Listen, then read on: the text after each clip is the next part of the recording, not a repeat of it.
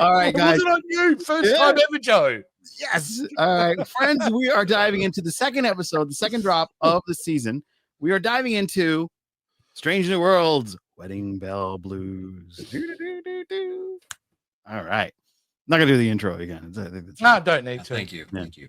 You're welcome. But I will do the fart again. Thanks. I don't know. I really love the farts. It's funny. Farts are funny. Farts are funny. All right, Jason Roy Gaston, if you please. At a Federation celebration, an uninvited guest disrupts Spock and the crew's reflections. Did that happen? Were they reflections? I don't know.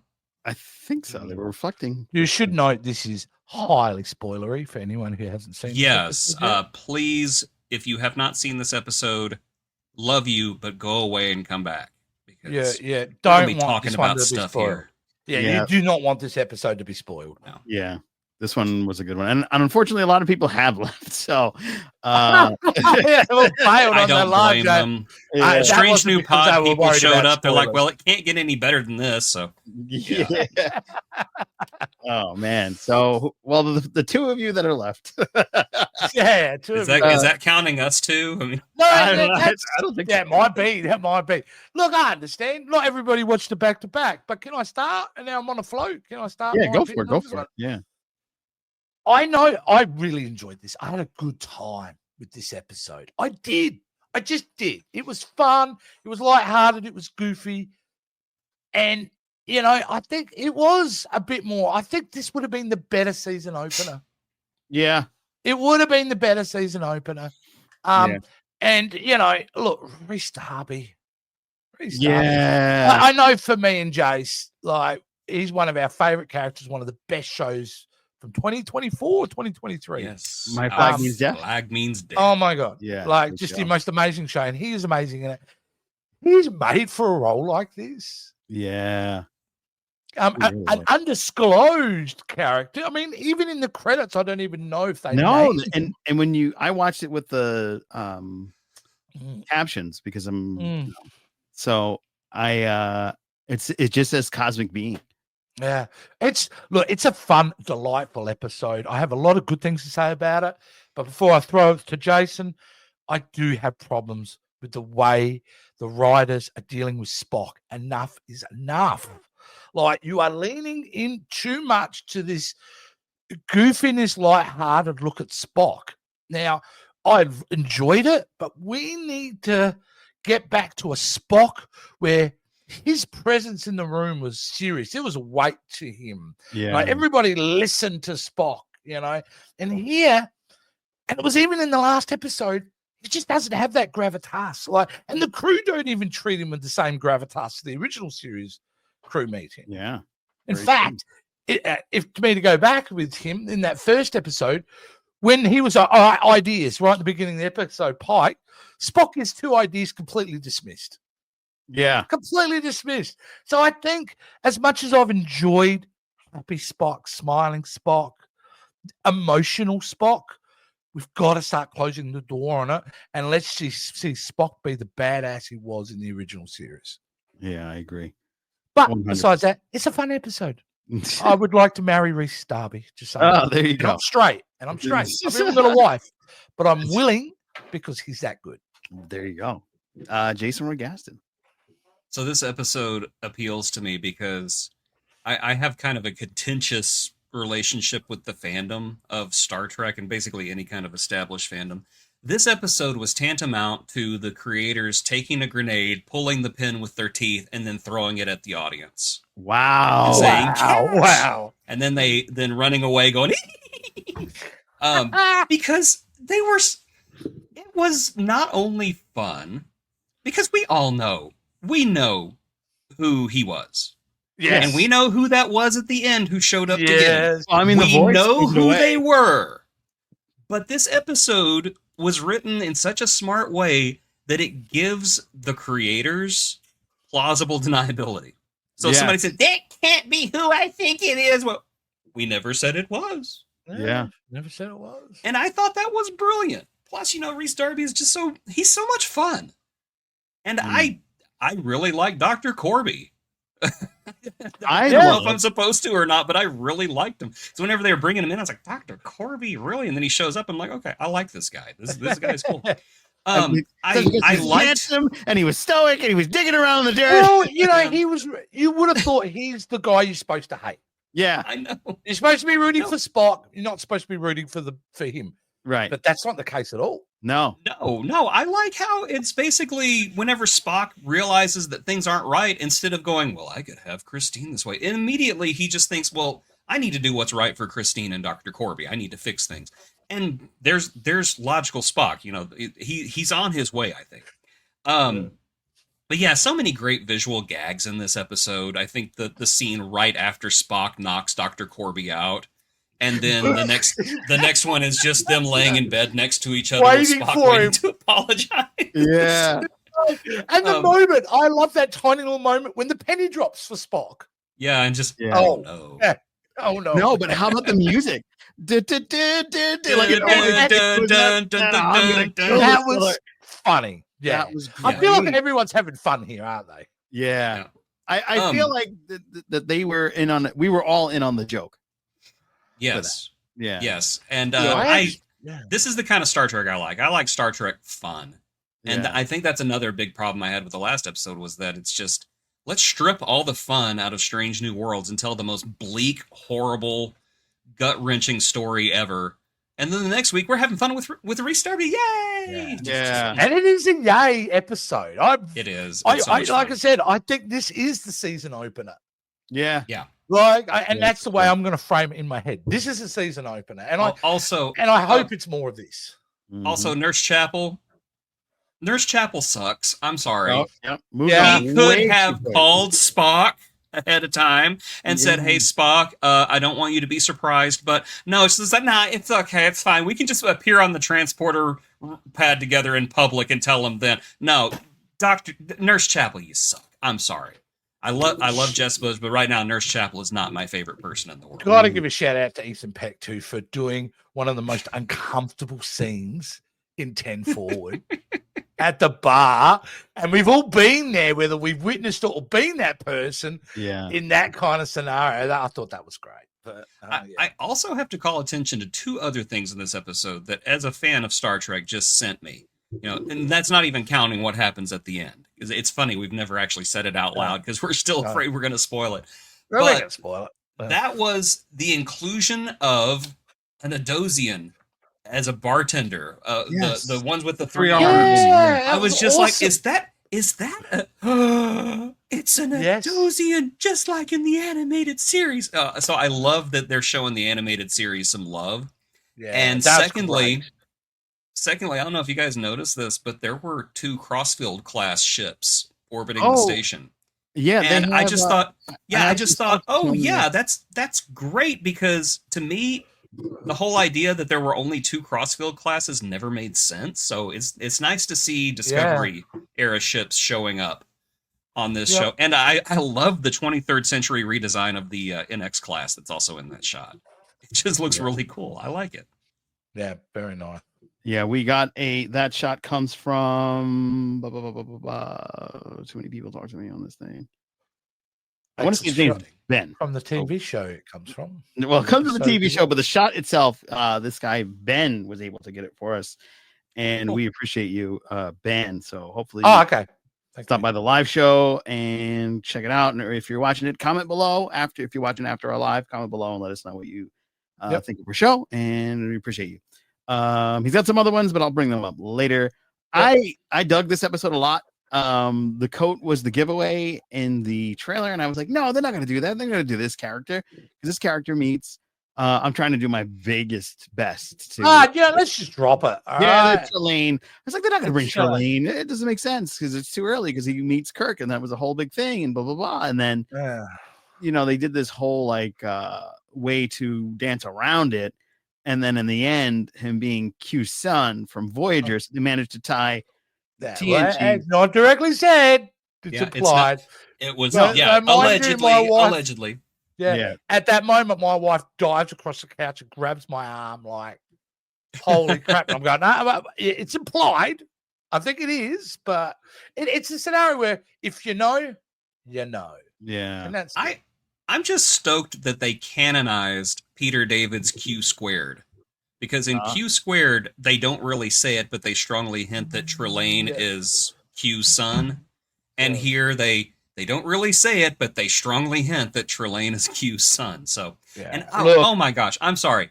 The whole idea that the reason why alleged Trelane does what he does in this episode is because he just looked at Dr. Corby and just instantly decided he didn't like him. Yeah. That ongoing joke is amazing. I just don't like you. I just love it. Every time he sees him, he takes that little dig. It's great. Yeah, I've got to say this, though. Yeah. If that's what they're doing, can I say to the writer, don't hold back. Don't hold back. Don't make this a one and done. Let Reese be this character for this generation of Star Trek. Well, Let him be that omnipotent being that we crave and love.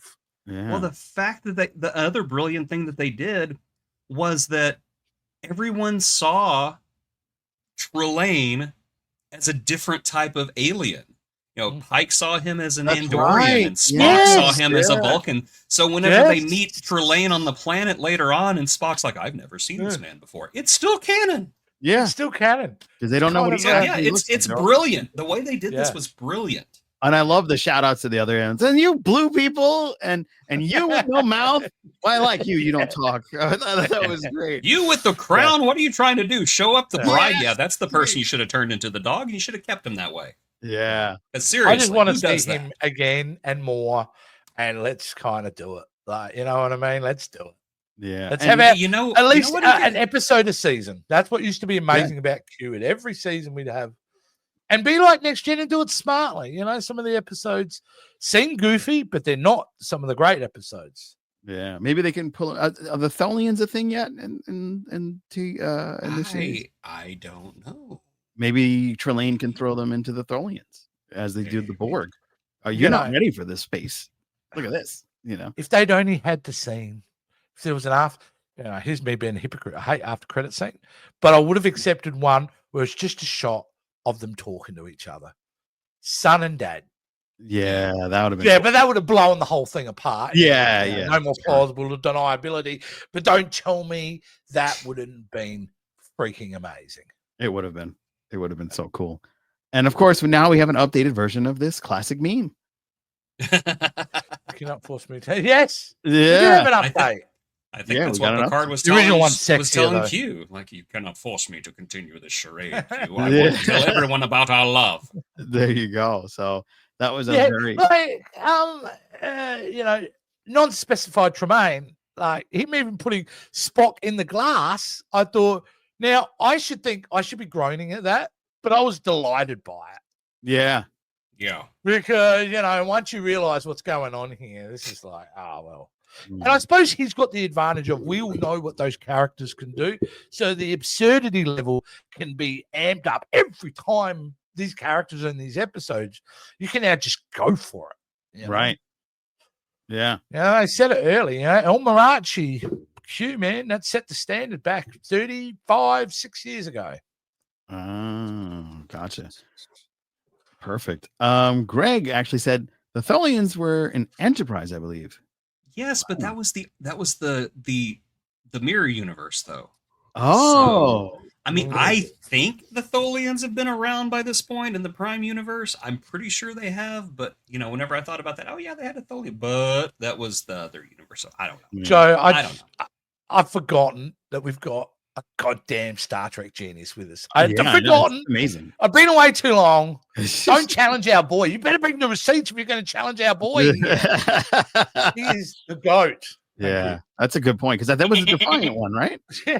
Yes, that was the In a Mirror Darkly Part 1 and 2. Right. Yeah. See, I remember they brought the Tholians to life with CGI far better than they did the Gorn. No, shots fired. Not only in Enterprise, but also in Strange New Worlds. All right, let's go back to the chat.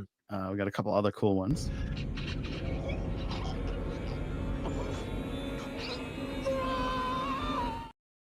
Speaking of Terminator, that was the guy. The face was the guy from Terminator, the doctor. Doctor. That was Nah, really that's nice. not. No, that's No, not- not the guy that's. no way. Okay. No. hold on. I'm I have talking to about fact the- check you. No. Pay attention. The thing, that called it was just like a face.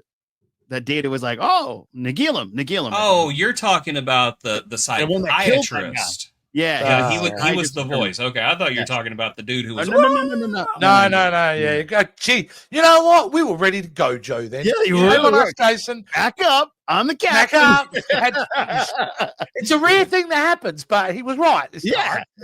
I'm on point today, man. I had my don't like weenies. Yeah, I don't know if I like that. I don't like the rightness. It's really disturbing. Yeah, I ended up His liking android Dr. appearance, Corby as yeah. well, but judging him initially off his android appearance in TOS. It's funny that I just posted as a captain's greatest speeches. Not really well liked, but that whole speech with him in the original Lurch. Yes, the old ones. Ruck. Yeah, Ruck. I thought No, that Dr. Corby, yeah, I actually, that was not an easy role for that actor to do. no. Because we are so built in to support Spock. Yep. Just back him it's a hard thing to sell an audience on a character who's actually in the right over Spock. Yeah. And you know what? Again, on my rant about Spock, this episode has really put me at a point where I'm like, I'm kind of over the immature Spock. I'm craving for that Spock who is the logic, calm, person on that bridge. Yeah. And I'll be really disappointed if it's like a momentous moment that changes him, because I think that would be inauthentic. Yeah. I think I would like to see it happen over an entire season where he gradually, there's an awakening from him in regards to what his responsibilities are. Because you've got to fix it. He can't be that Spock. Yeah. Leading to the end of the series. That's what I believe anyway. Yeah. I also like the fact that how much he worked out, because he was pretty jacked. He's shirtless. It was totally crappy of her, My Figure Universe. Oh yeah. Yeah. She, like Jay said before, she a BITCH. Yeah. Mhm. Yeah. She is for sure. cold. She's selfish. She is. Yeah. Not a Yeah. fan. Yeah. You know what? And to be honest with you, I didn't like how she was treating him in the previous episode either. Yeah. In their scenes, I did not like. And she's a good Aussie girl. She's a great actress. So, Jess is a good Aussie girl. Yes. Nurse Chapel is a horrible person. Didn't she's Spock, a like risk bad his life guy. to save her on that ship last season? Sorry? Yeah, And Hegemony, right? Part one. yeah, because he came on board I think he thought she was dead, and he happened to meet her over there, and then. So I don't know if that quite works out. Yeah. I saved your life, and that's how you gonna do me? Damn it! But we get it, right, guys? We get it now. We get the fact that they've had a complicated relationship. So what is now? It's over. Like, don't you think it should be over at this point from a story I think point? he's moving on to La'an, in all honesty. Yeah. And then she's gonna die. We don't need any more romance. Yeah, no, we romanced out. That's so well. I'm done with the romance. I'm done with the Gorn. Yeah, they're turning it into. Yeah. There's no romance in Gorn. What's the show that? No, it's pretty. Yeah. Not Galaxy Quest. Dawn is very loveless. What? The Seth MacFarlane show. The Orville. Orville, yes, it's turning into the Orville because it was that mainly focused on the relationships that the characters had, and that kind of got annoying after a while. I was like, okay, over it. Still one of the greatest first seasons of a show I've ever seen. The first season was great, but right after that, it just went. This is all about hooking up. My producer said I actually was surprised that we got the wedding planner in this episode. I assumed his character was going to show up, and then in a different episode. Yeah, that's true. I thought it was. Yeah, they kind of sold it in the trailer like that was going to be an event episode in a way. I reckon. Yeah, and it was an unexpected. It was. Yeah. It was. I was kind of thinking Patton Oswalt was going to be in the same episode, but he's later on, isn't he? Oh yeah, we got to do that weird. He's going to be a Vulcan, yes. Yeah. Yeah, Patton Oswalt Vulcan. Do you know that's wish fulfillment for him? Yeah, that's true. I've been wanting Patton Oswalt to come back, but I want to see, and I know we'll never see it again. I want to see Spot 2.0 come back somehow. The computer program where he was the cartoon cat. Oh, I want to see that again because it was so funny. Yes, you have an appointment today. Meow meow. Meow. That was pretty great. That was Greg, like the only good thing about season 2. yeah, Greg says maybe Corby will be the new Shaw, a character that you're supposed to hate, but the fans end up loving. I don't hate him. I don't hate him. I I didn't never hate him hated him. either. Mm. I didn't hate him. I liked him pretty well after 5-10 minutes. We Because got I'm like, Void Kitty. you know, if you're in that situation, how would you feel? You know, I would from feel the same guys- way. I'd be like, this sucks. Yeah, you did me wrong. Just I probably wouldn't be dating. And his behavior is far more mature than Spock's is. Yeah. Which to me, that is the other thing that kind of irks me is I feel like I think they didn't have to dumb him down so emotionally right in this. And that's I felt the last couple of episodes, it's like he's a toddler emotionally. Yeah. Like, so it's kind of weird. Yeah. I blame who is that? Which cat is that? I'm blaming the cat. No, the one Jason's holding right now. Yeah. She wrote the episode, I think. What is that, Murder Bean or? This is Murder Bean. Yes. Yeah. She's getting mad at me because I'm way down. Now show me to the people. Yeah. I'm supposed to be on an undiscovered pod, not this trash. Wow, you got that's great. Yeah, I told you she's getting mad. Yeah, she got you. Patton Oswalt should be in every episode. Are you guys? Are we fans of Patton Oswalt, guys? Or Yes, Patton Oswalt. He's awesome. Right, come on, all three of us. I don't know. We don't. He's never. His whole monologue about Blade 3 is like the most amazing thing I've ever heard in my life. Awesome. No, he's hilarious. He's great. He was also good in that movie, and he played a kind of semi-serious role. It was released Theron. It was kind of like a relationship movie. I can't remember what it was called. Come out 10 years ago. He was really great. He's very talented. Yay, Patton. Yeah. Yay, very excited for that. Yeah, we're gonna fire Will. I got some more ship stuff for you to see, Jace. Okay. Fire Will.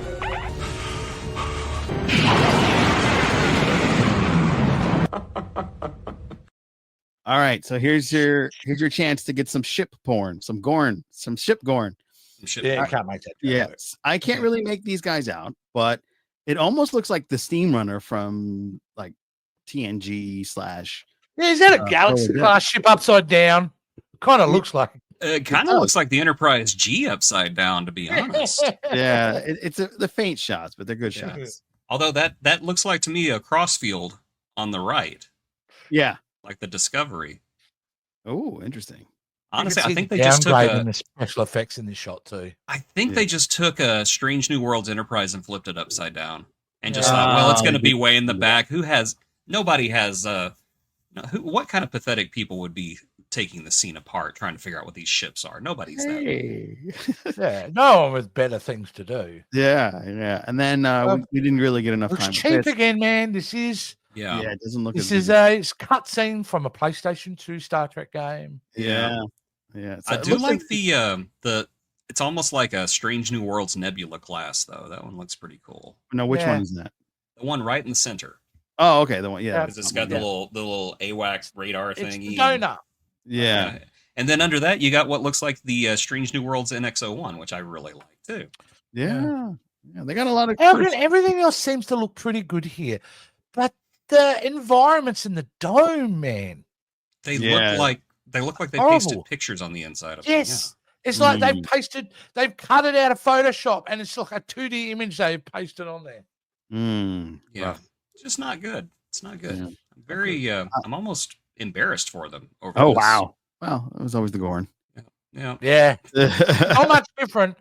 If the eyes were as big as the mouth, you're pretty close. Yeah, very true. Very true. Yeah, and you go back to the Gorn. That's the biggest problem too. They're not aesthetically pleasing to look at. They're not. No. Like you can't stare at them for a while and go. And I still defend the original design. They look scary, but lovable in the same weird, macabre, maybe some personal sexual dysfunction kind of way. Yeah. Sounds like you've been looking at too much Gorn. Anyway. Yeah. I will tell you why the original series Gorn are superior to these right here. And that is Star Trek has always been a universe of optimism. That the fact that every time they came across the Klingons, it was, we're enemies now, but maybe someday we'll be friends. And they come across the Romulans. Well, in another lifetime, you and I could have been friends. and they come across the Gorn, and what happens? I don't want to kill you because one day we'll be friends. You just feel like there is a future where a human and a Gorn will meet each other on the street one day and just be like, "Hey, how you doing? Hey, it's my best friend." Yeah. What's up, G? Here, you don't have that. You don't have that possibility. It is, these are wild animals that will eat you and not even think about it. And, you know, let's grab some guns out of this pile of shit poo and let's blast our way out of here because these monsters don't even deserve to live. There's no optimism here. So I think that's my biggest problem with them. Is this Republican? From now on, I'm going to define the Gorn, like you just said, monsters. They're not species. They're just monsters. Like this. Yeah. That is aesthetically pleasing. And the Gimp dude. Wow. Gimp dude's so happy, man. Ready to go to church and I see people like that. Just what is he doing here? Oh, man. I came for the wine. Get away from me. It's not that kind of wine, man. It's grape juice. It can be. It looks like Thunderchild. I don't. The reference? I've lost that reference. The USS Thunderchild, an Akira class ship. Yeah. Oh yes, okay. Man, you and my figure. A Federation ship that was the original concept of how they looked. Yes, it was, because whenever they showed the ship to Gene Roddenberry, he was like, "Oh, it looks good," and he was looking at the picture upside down. They're like, "Yes, that's what we intended the whole time." Yeah. Oh wow, very cool, very cool. All right, I think that wraps up everything. I think we've we spent more time on the first episode that we didn't like as much as I think. I liked the second episode a lot. So but I'm still talking about optimism. I'm still very optimistic about this season. You know, I watched an episode, and I recommend everyone out there to go watch this episode. Inside of You with Michael Rosenbaum just dropped an interview a few days ago with Anson Mount. Yeah. And I watched it, and he'd said a comment that I was concerned about, but now I'm a bit better about, where he had said that when they go into meetings, when they were talking about, getting to season 3 and all that, the mantra apparently from the writers is, all right, what genre haven't we done yet? And it concerned me because I'm like, well, shouldn't a good script really dictate whatever you're going to do? Like, if it's a good script, the genre will work itself out. Like, it'll slot in somewhere. But now I'm a bit more optimistic and go, no, this is the thing about Strange New World. It is about that. It's about pushing it to the limits. It's about showing, like, having a musical episode, They take big swings in this show. And, for better or for worse, I want to stay optimistic about it. And because I think we've got a good future here. And if you don't agree with me, you know exactly what you can do. Who knew that would become such a pivotal part?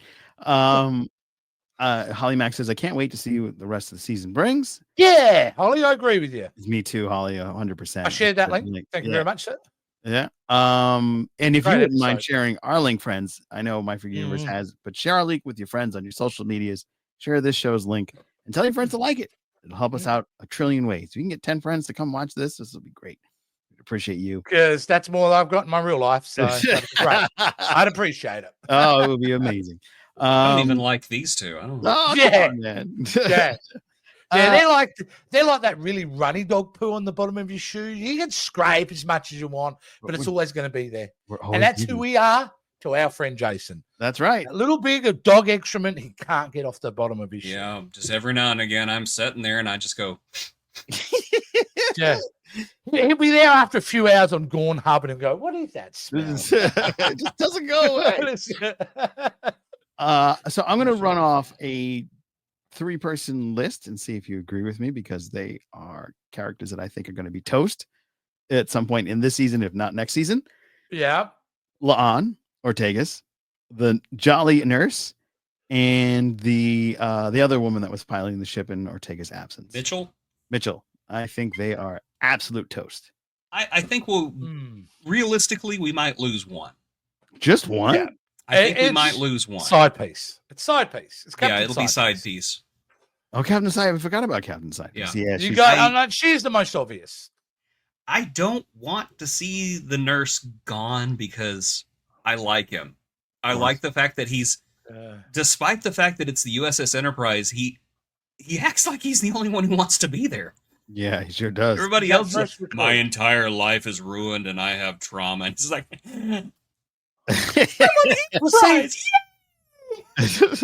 you see, it's an opportunity for them because it was really fun in the first few episodes when we saw that few uhura, that optimism. I'm fresh, I'm new to the crew.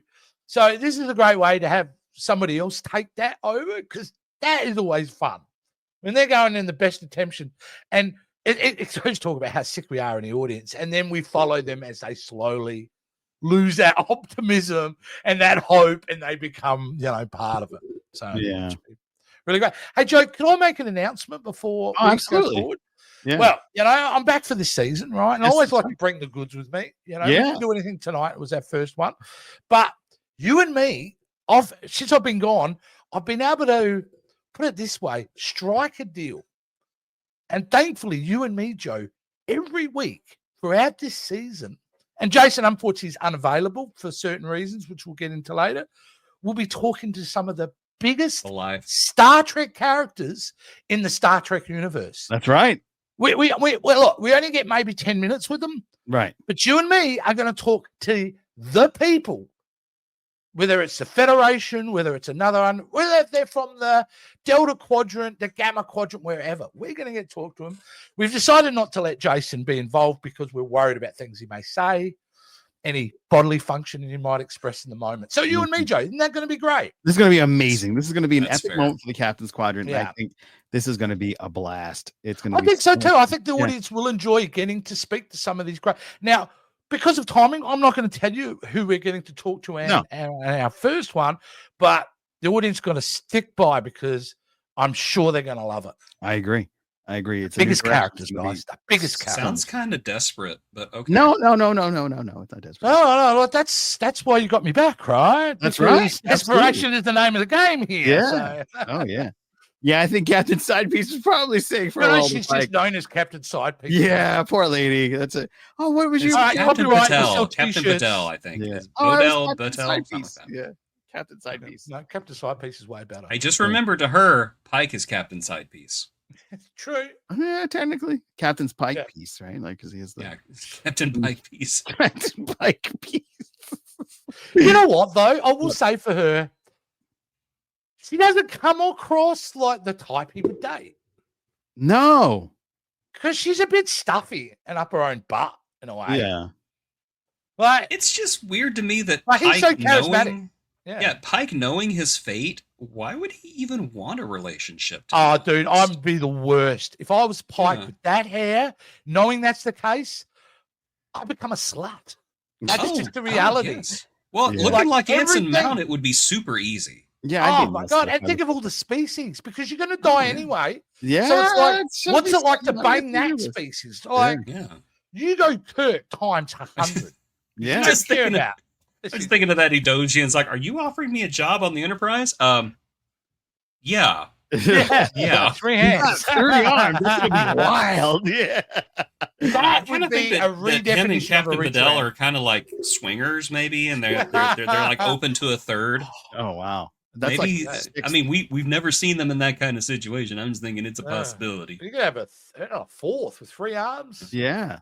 Maybe a fourth. I don't know. Weird one. Yeah. Yeah. What? See, this is why you had to send me away the first time. The show degrades to. We talk nothing except Gorn. How many of you can't tell the on and drummer apart? Who's drummer? Who's drummer? Ken, who's drummer? Yeah, drummer. This is another one of those. Drummer. Yeah, yeah. The nickname. Yeah, I think it is Captain Sidepiece. Sorry, I think Ken is doing another reference that I'm just not getting. Sorry, dude. Yeah, over our head. Yeah, especially with me. I'm pretty simple-minded. Yeah. Straight over my head.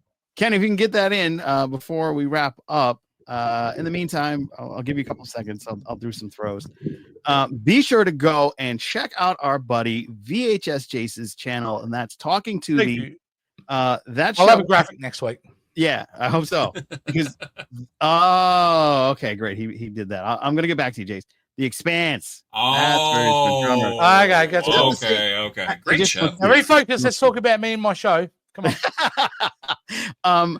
let me tell you, I actually look forward to the episodes when they drop because it's a lot of fun. You get a great soundtrack. You get a lot of like cuts of the movies he's talking about, and you get to get some really dope stuff off of Tubi that you can watch for free. So I think this is one of the most genius things that you've done. It is the greatest streaming service there is because it just has everything. Yeah. And like I always say, it's the Walmart bargain bin from the 2000s. Like it's the $2 movies that no one buys, but somebody's buying them. I talk about those movies and it's delightful. And this one is, put it this way, if you're a 14, 13-year-old boy, you are going to love the next episode when I bring it out. Because it's pretty lowbrow. It's pretty misogynist. It's going to be fun. It is a lot of fun. People seem to enjoy it. Don't know why, but they do. Yeah, I look forward to it. The soundtrack's dope, like I said. But I love that show. But can I just also then play it along with a plug? Because we have been on hiatus for a little bit. Not that you probably really noticed, but VHS Vault, that Joe that you have been a part of. Oh, yeah. Dropped the Superman. Oh, sorry, never mind. The Superman review. We had a lot of fun doing that. That was a blast. That was really great. Yeah, I filmed that. I think about every single day, and that's true. Yeah, like, you know what? That film is stuck into my psyche now. I'm just in love with it. Yeah. But that was a lot of fun. The VHS Vault is back in a big bad way over on Jason's channel. He tolerates me, and he tolerates me more and more. We're having a lot of fun over there. So, and then I appear every now and then, which makes it even more exciting. Oh yeah, that's just because he gets so sick of me. I figure I'll just you're like a human shield in front of Jason, like that dude that Arnold grabs in Total Recall that shields him from all the bullets. On the escalate all the way up. Yeah, that is unbelievable. And he takes like 25 bullets. Yeah, he's just sitting there like, I'm helping.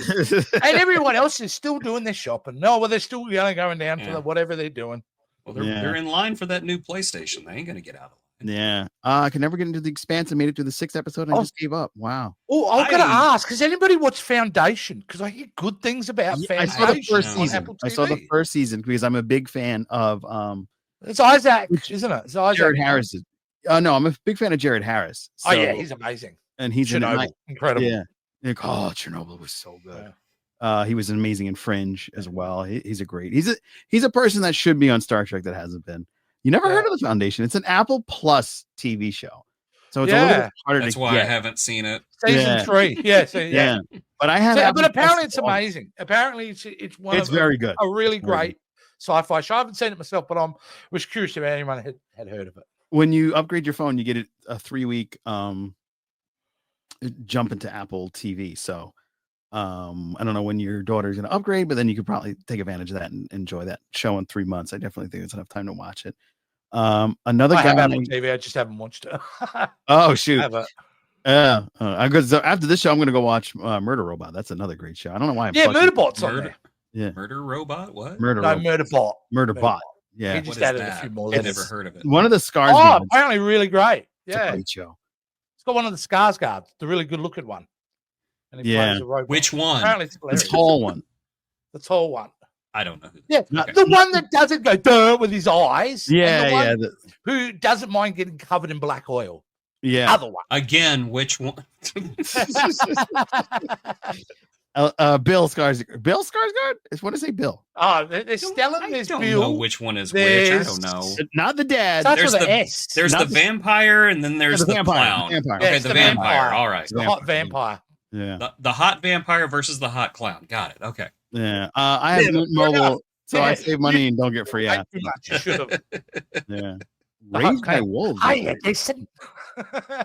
Hiya. Raised by Wolves was great. I hear that as well. Yeah, I did hear that. But they canned it, so it never actually gets a proper send-off. If you ever want to save money, get with me. I'll get you a link. Mint Mobile. That's where it's at. Oh. I literally found out yesterday that Stalin was their dad. Oh, yeah. You're kidding me. You didn't know that. Wow. Wow. Wow. Yeah, that's daddy. That's a whole sexy family. Yeah. Yeah, that's going to wrap it up for this episode of the Captain's Quadrant. I've got 2 good things to drop. I'm so glad I'm joined by my good amigos, the 3 amigos riding again. It's going to be so much fun this season of Strange New World, so be sure to join us. It's going to be great.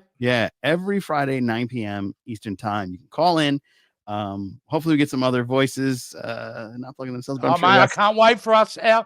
How many interviews? I feel bad. I shouldn't be plugging it so much because Jason's not going to be part of it. But yeah, sorry, Jace. you know, it is what it is. But it's going to be great. It's going to be amazing. And then we've got 2 interviews lined up that are already done. They will be coming out in the next 2 weeks. We've got Jonathan Del Arco and Trisha DeFazio as we talk about Freddy the Alien. That's going to be a fantastic episode. Okay. That'll drop this coming week. Sorry, what's Freddy the Alien? It's a children's book and it's really good. It's so good. Okay. Yeah, so good. Jonathan and she wrote that. And then Catherine Sheriff, she was the first Klingon woman on television with the new face makeup. She was in a movie. She was in a movie, and she was the first modern Klingon. Correct. She was the first modern. You've already done this one? This is one done, right? Yes. Okay. So it's okay to say now that, oh boy, when she came out in that movie, that a little 11-year-old boy had some feelings about the first of the Klingon. Yeah, I just remember watching that scene after the ship blew up, thinking, "What a badass!" Yeah. I was thinking that, but I was also wasn't making eye contact when she was on screen. But I was a kid. You were reading the subtitles. Yeah. Yes. I don't understand Klingon. All right, guys. Thank you so much. These are gross. We will see you. Watching too much Gorn. Too much Gorn Hub. All right. We honor our patrons. Holly Mack, 79. Joannis Borg, Chris Katulka, Denise Hill, Cosmic Mom, and Joe Saporito. Become a patron today.